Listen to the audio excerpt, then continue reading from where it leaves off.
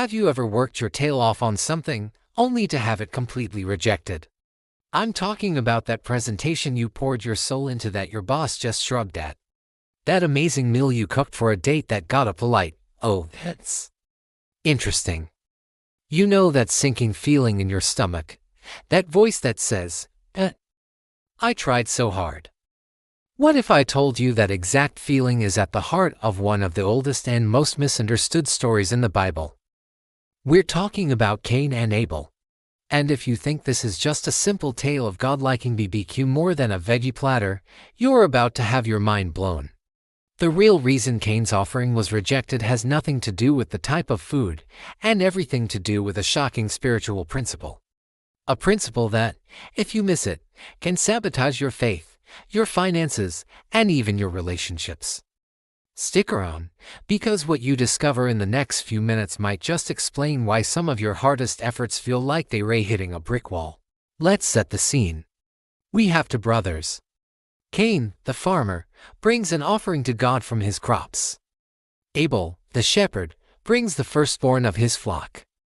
Genesis tells us that God looked with favor on Abel's offering, but not on Cain's. And we've all been taught the simple version, right? Animal sacrifice good, grain sacrifice bad. God's a carnivore, case closed. But hold on a second. That can't be right. Because later in the Old Testament, in the book of Leviticus, grain offerings are specifically commanded by God and are even called a pleasing aroma to Him. So what gives? Was God just in a bad mood that day? Did He have a preference for shepherds over farmers? No, not at all. The first clue is hidden in plain sight, right there in Genesis chapter 4 verses 3 through 5. Pay close attention to the wording. It says Cain brought some of the fruits of the soil, some just some of it. But when it describes Abel's offering, it says he brought the firstborn of his flock and their fat portions. The firstborn. The fat portions. In that culture, the fat portions were the choicest, most valuable part. The text implies Abel brought his absolute best, the first and the finest. Cain. He just brought some stuff. This isn't a story about God's dietary preferences. This is a story about the posture of the heart. Abel's offering cost him something. It was an act of vulnerable trust. He was giving up the first of his potential income, the first of his future, trusting that God would provide more.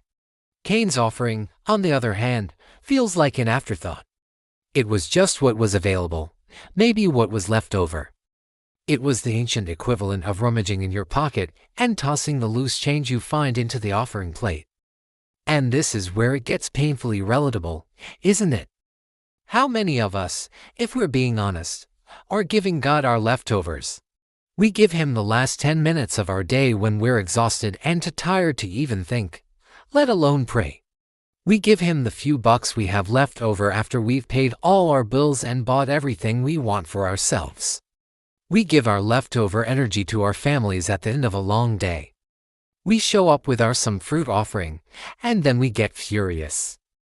We get angry and frustrated when it feels like God is rejecting us, when our prayers feel like they're hitting the ceiling. When the hard truth is, we never actually offered Him our best in the first place. I've been there. I have to admit, for a long time, I treated my faith like a side hustle. It was something I did when it was convenient.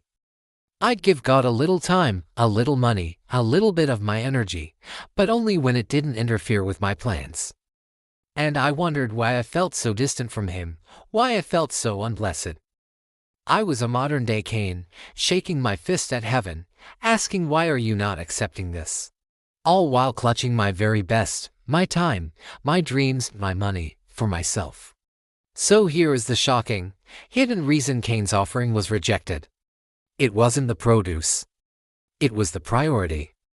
Abel operated on a powerful spiritual principle. God gets the first. The firstborn, the finest, the best.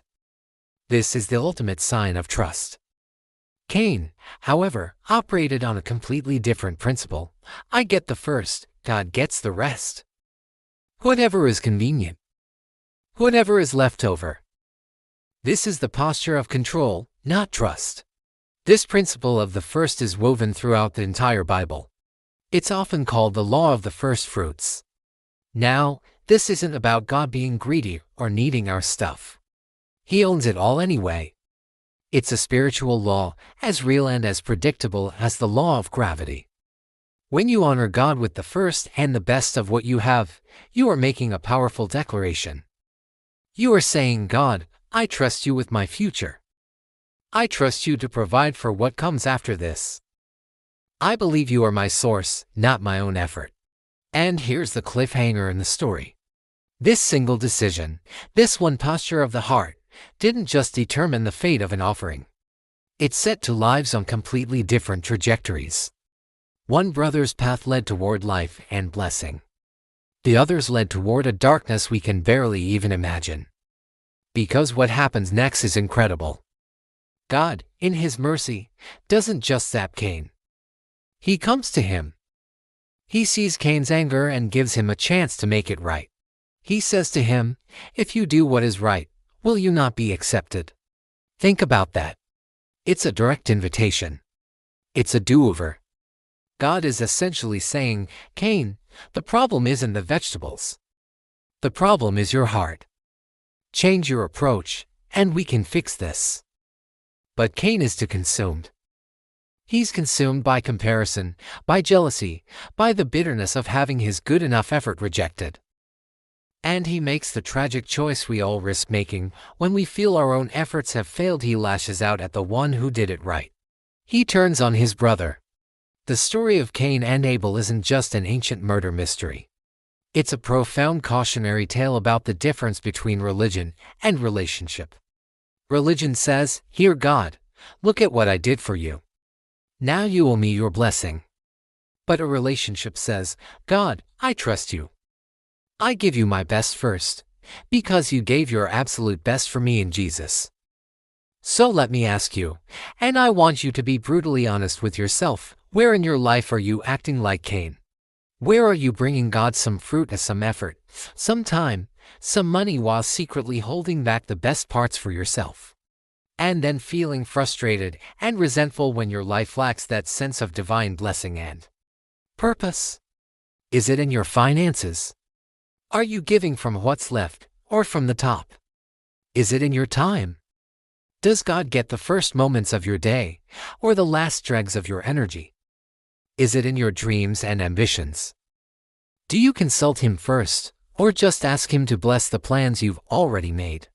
If you're ready to make a change, to shift from a Cain mindset to an Abel posture, I want you to type I choose first in the comments below. Just that simple act of declaration can be the start of a powerful change in your spiritual trajectory. The shocking truth is that God never wanted Cain's vegetables. And He doesn't just want your religious compliance or your leftovers. He wanted Cain's heart. And He wants yours. He wanted his trust. When you give Him that, when you give Him the first of your finances, the first of your day, the first consideration in your decisions, you are not just following a rule. You are stepping into a spiritual law of blessing.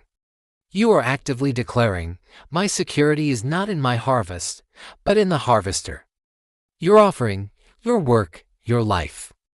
It doesn't have to be perfect. But it must be prioritized.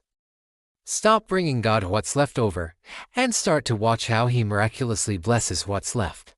If this truth hit home for you today, please hit that subscribe button and turn on notifications.